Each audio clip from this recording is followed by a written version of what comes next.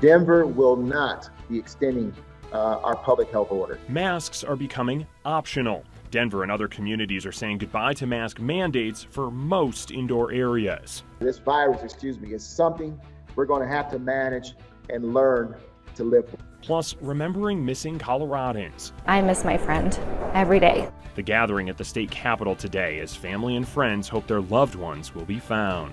And American troops are in Europe in case Russia starts a war with Ukraine. Now the Pentagon is saying Russia is going to extreme lengths to justify an invasion. For the first time in months, you no longer need a mask indoors when you're in Denver. The city dropped its mask mandate today. Some counties across the metro are doing the same thing. Thanks so much for joining us for Denver 7 News at 11. I'm Jason Grenauer. Mask mandates are ending because COVID-19 cases are dropping. But before you ditch your mask altogether, there are some exceptions. Denver 7's Veronica Acosta explains what you need to know. Starting today, when you come to spots like where we are this morning, Larimer Square, with all of the restaurants and shops behind me, you're no longer required to wear a face mask unless one of these businesses asks you to. And there are exceptions to this, of course. Denver schools and childcare facilities being two of those. You will have to put those face masks inside of those. Denver Mayor Michael Hancock, he chose not to extend the mask mandate just this past Monday. Officials said they're allowing data to lead their decisions here, adding a downward trend of COVID-19 cases since late January led them to this. Other cities and counties across the Front Range, they're making similar choices. Broomfield's mask mandate, that ends today. Jefferson County voted to end its mask mandate on February 18th. Meantime, Adams and Arapahoe's mandates expire tomorrow.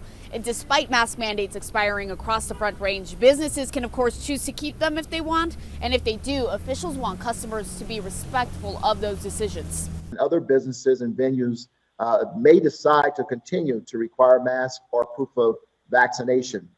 They are well within their rights to do so, and we should support them for doing what they feel is necessary. I want to be clear and ask the public, please, this is no reason to give their staff a hard time.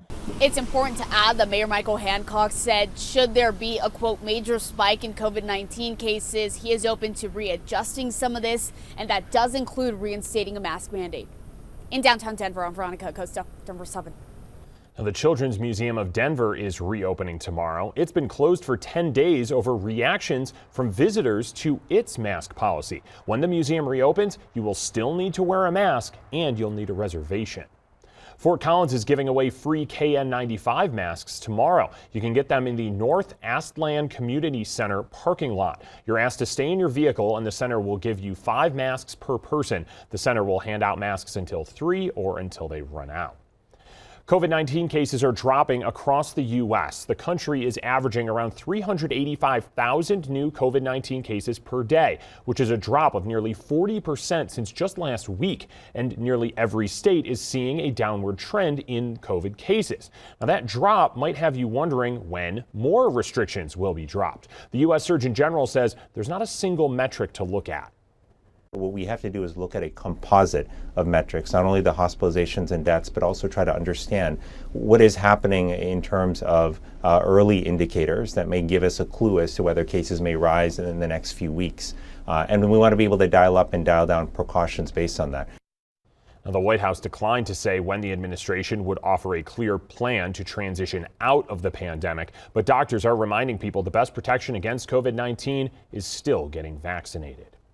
Medicare will start paying for at least some home COVID-19 tests starting this spring. The tests have to be bought at certain pharmacies and stores. A list of those businesses will be released when the coverage begins. Until then, the government says people with Medicare should get tests online through the federal program. That's through covidtests.gov. Happening now, you're looking live at the state capitol where people are remembering Coloradans who disappeared. Today is Missing Persons Day. Denver 7's Colette Bordelon joins us live. And Colette, families are doing everything they can to find answers about their loved ones. Yeah, dozens are gathered here today to remember their loved ones. The Colorado Bureau of Investigation estimates 1,000 people are missing in Colorado. They haven't been seen in around a year. And check it out on the Capitol steps. They're taking the time to read each and every one of those names right now, remembering them on this Missing Persons Day. This is all following a resolution in the Senate marking the day. Missing Persons Day was started in 2016 by Laura Saxton. Her daughter, Kelsey Schelling, disappeared on this day 9 years ago. Schelling's ex-boyfriend, Dante Lucas, was found guilty of her murder last year after an emotional trial where her mom had to take the witness stand twice. Schelling, who was pregnant at the time of her disappearance, has friends who say they're grateful for that guilty verdict, but really just want to find their friend after all these years. Our number one priority has always been to find Kelsey. And that's why I'm still here today. That's why her friends are still here today. That's why her mom's still here today. And we didn't forget that she's still out there and she's still missing.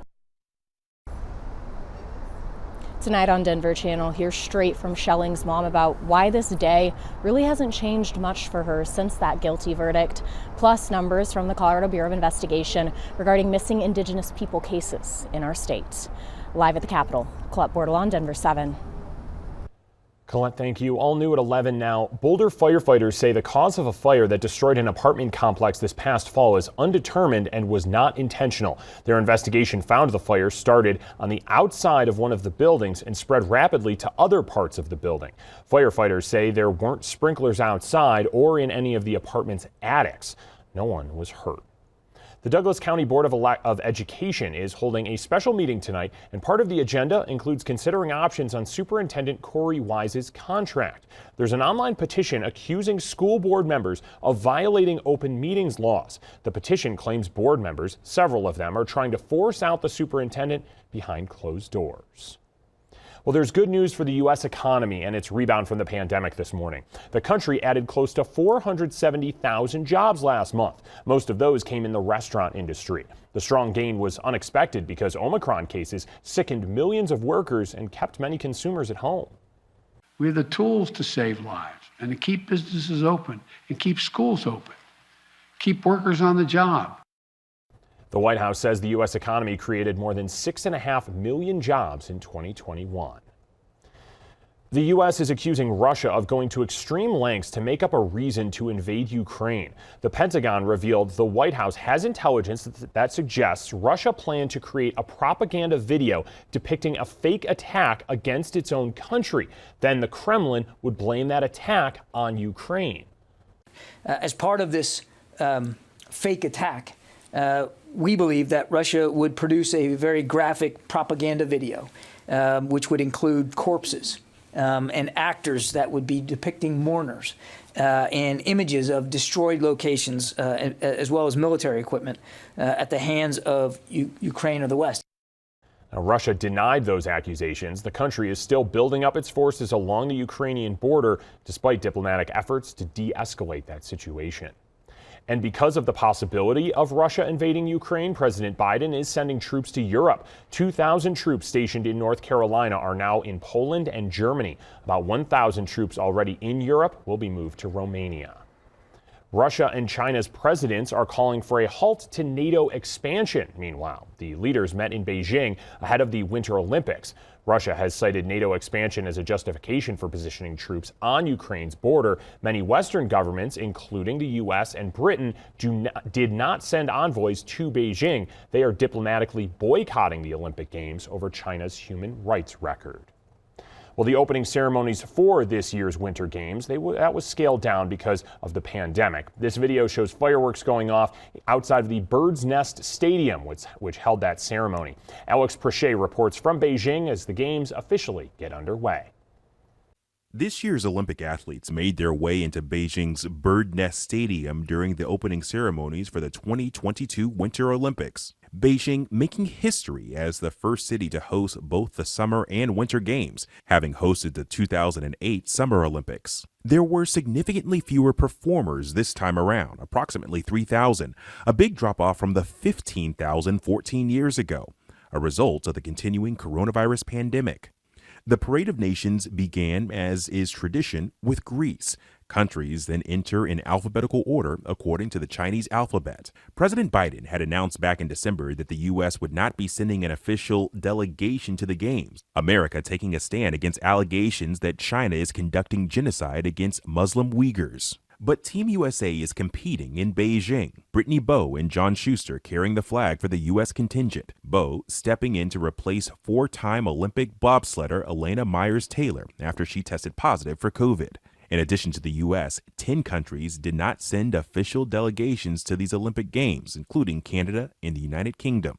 Italy, which will host the 2026 Winter Olympics, entered the ceremonies second to last. Then finally, Chinese President Xi Jinping greeted Russian President Vladimir Putin and celebrated the athletes. The stadium lights changed to red as Team China entered.